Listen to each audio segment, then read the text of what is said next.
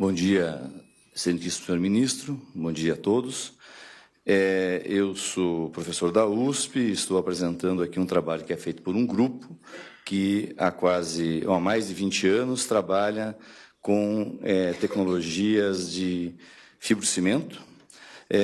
Nós, nos últimos anos, temos envolvido 4 professores da USP, trabalhamos em conjunto, sistematicamente, temos colaboração com a Federal de Lavras, temos gerado patentes, formamos recursos humanos, continuamos trabalhando no tema, né?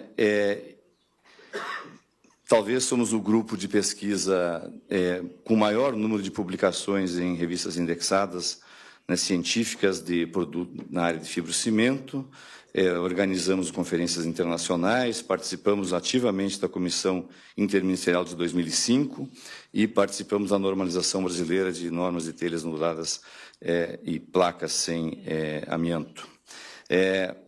Deixar bem claro, nós trabalhamos há 11 anos, quase 12, com o grupo Infibra Permatex e Leme e o grupo Imbralite de Criciúma, Santa Catarina. Nós fazemos desenvolvimento de tecnologia em nível pré-competitivo.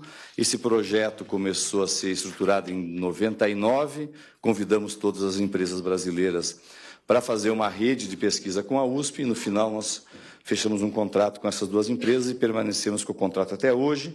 Esse contrato ele é público, está registrado em todos os documentos da USP, não existe nenhuma dúvida sobre ele e quem quiser ter acesso a ele pode ter. O que nós estamos trabalhando hoje? Nós ainda trabalhamos, o que nós pesquisamos? Uma grande preocupação são as fibras ditas alternativas.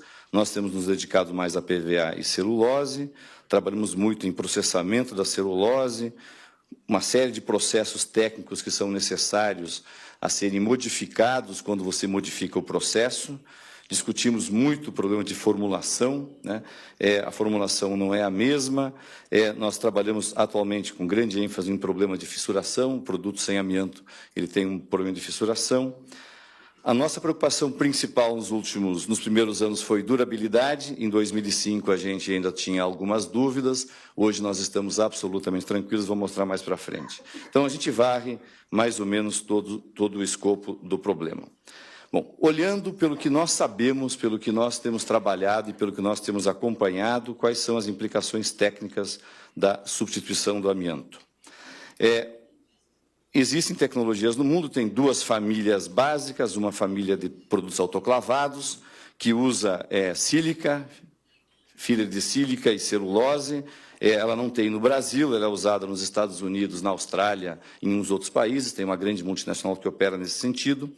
E a tecnologia que tem no Brasil, nosso mercado é telha ondulada, e ela é curada a temperatura, baixa temperatura, usa fundamentalmente fibras de PVA, no mundo inteiro a fibra de PVA é a solução a partir da Europa, né, ela se espalhou, e no caso brasileiro nós temos uma única empresa que desenvolveu uma tecnologia usando PP, que é a Brasilite, que é uma tecnologia feita e desenvolvida por brasileiros e que só até onde eu sei, produzida no Brasil.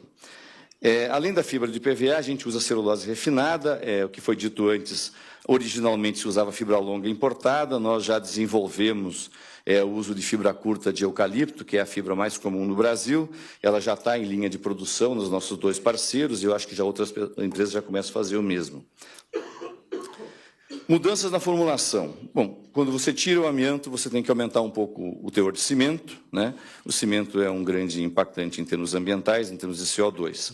Precisamos usar pozolanas, particularmente a silicativa, e outras são bastante, em algumas situações são bastante caras.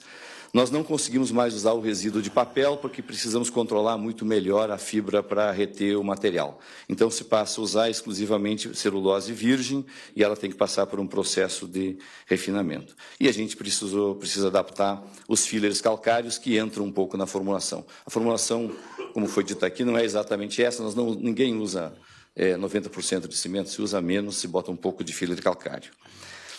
O domínio do processo, a operação das máquinas, ela é um pouco complicada. No início, as empresas enfrentam problemas bastante sérios de baixa resistência em telhas. O sistema é instável, varia a espessura, varia a resistência. falta de aderência entre camadas, eu vou mostrar um pouco mais adiante. Os problemas mais complicados é o de fissuração, fissuras de ondulação, baixa produtividade, e o que nós não conseguimos resolver até hoje são as fissuras de secagem que ocorrem nas bordas das telhas. O parque fabril precisa ser adaptado. Isso precisa redimensionar o sistema elétrico, precisa criar toda uma área de preparação de celulose, comprando equipamentos, motores, treinando gente, precisa desenvolver uma área nova de silos, são novas matérias-primas adicionais às tradicionais, e eu acredito que é impossível operar uma máquina sem amianto, sem um grau de automatização um pouco maior. Precisa investir em tecnologia, isso tem sido feito. Passei duas. Também precisa adaptar toda a infraestrutura para adicionar floculantes, são os aditivos, adaptar as máquinas Ratcheck, tem uma série de coisas que precisam ser modificadas, bomba, a quantidade de água aumenta, porque a concentração de sólidos diminui, tem que aumentar a pressão do rolo, tem que botar sistema de aplicação de polímeros, e no início o ritmo de produção cai bastante, né, e tudo isso é um processo de aprendizagem. No final, as coisas melhoram. Aqui tem uma foto, isso é da empresa chamada Confibra, a parte de refinadores e silo de celulose. Aqui tem foto de um monte de telha que está descamando, ela não tem aderência entre camadas, a telha é empilhamento de camadas. Precisa criar um laboratório, a operação com amianto é uma operação extremamente robusta, a equipe está treinada, a fibra funciona muito bem na máquina, a máquina foi feita para ela. Quando você muda, precisa investir um pouco mais em controle de qualidade e precisa controlar um monte de matérias-primas que são bastante mais complicadas, né? Tudo isso existe e pode ser feito. Precisa aumentar a frequência do controle de processo. Aqui uma imagem da infraestrutura laboratorial da Infibra. Bom, que problemas mais a gente vê? Nós víamos o problema da durabilidade dos produtos, hoje nós achamos que a durabilidade é maior que 20 anos, que é o que está na norma NBR 155765 como mínimo. As telhas de amianto duram significativamente mais do que isso, mas está dentro de um valor compatível, né? Achamos que para telha de PVA isso é muito superado, essa questão da durabilidade ela não é mais preocupante. O problema de fissura de borda é um problema um pouco... É muito difícil de resolver, nós temos várias ideias, até hoje não conseguimos, tentamos muitas coisas na fábrica, muita coisa no laboratório, mas ela tem uma particularidade, ela não causa nenhum problema para o usuário, porque não vai vazar. Só que o usuário não leva a telha. Ele olha a telha no monte e fala, pô, essa telha está fissurada na borda, né?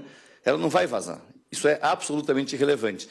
É um problema de percepção, né? Aqui tem mais fotos. Nós temos um doutorado andando nesse tema e não tem sido fácil para resolver.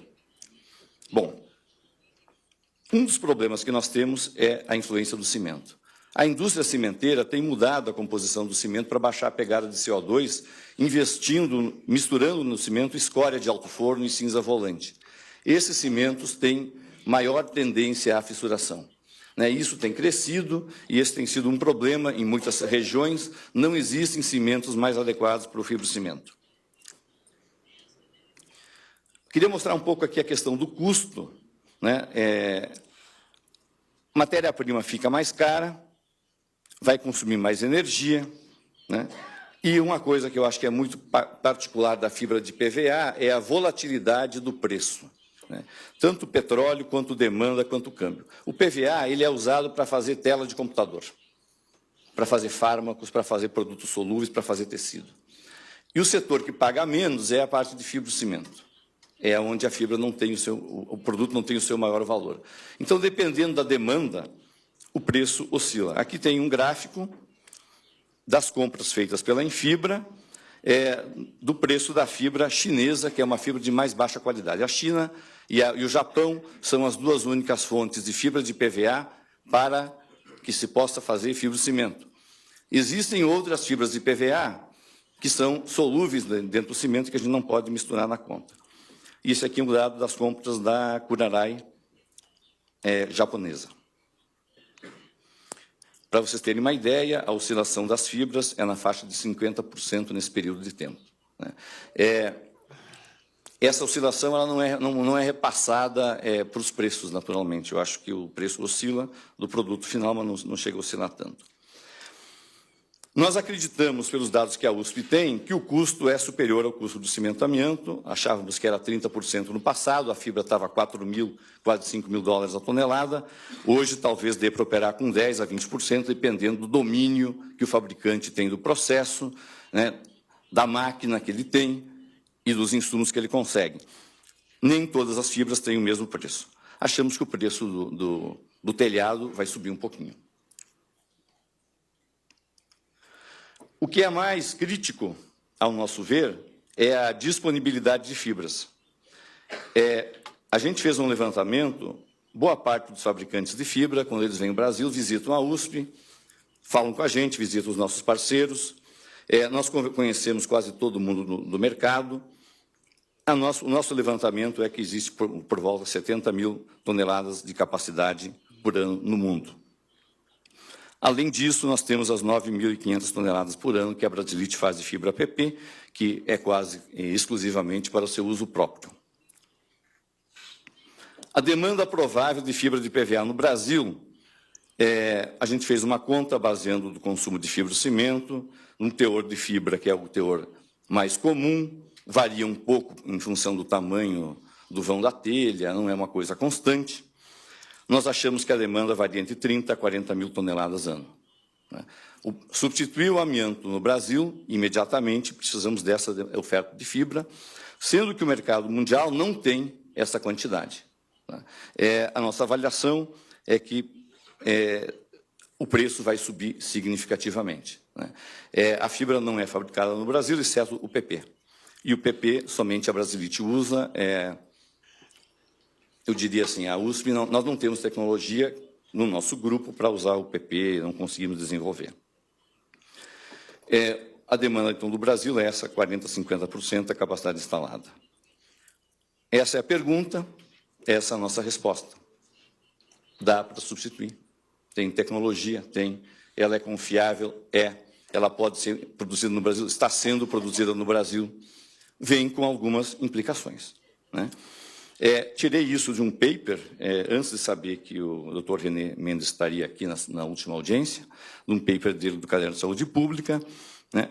E ele recomenda naquele paper um estabelecimento de um prazo, mecanismos fiscais, incentivos às empresas e um programa de treinamento de trabalhadores. Eu acho que prazo é razoável. Não é factível banir o amianto amanhã, sem que isso cause uma interrupção ou uma subida enorme de preço da fabricação de telha. E é uma quantidade enorme de telha. Então, a gente acha que tem que ter um tempo para ajuste da cadeia produtiva, não só no Brasil, precisa ter um programa de aprendizagem para os trabalhadores, achamos que o preço vai subir e que o mercado vai diminuir. A experiência mundial mostra que, quando o amianto é banido, o mercado de fibrocimento encolhe um pouco. Em alguns países encolheu muito, na Alemanha, não tem nenhuma fábrica operando mais, em outros países encolheu menos. Essas são as conclusões.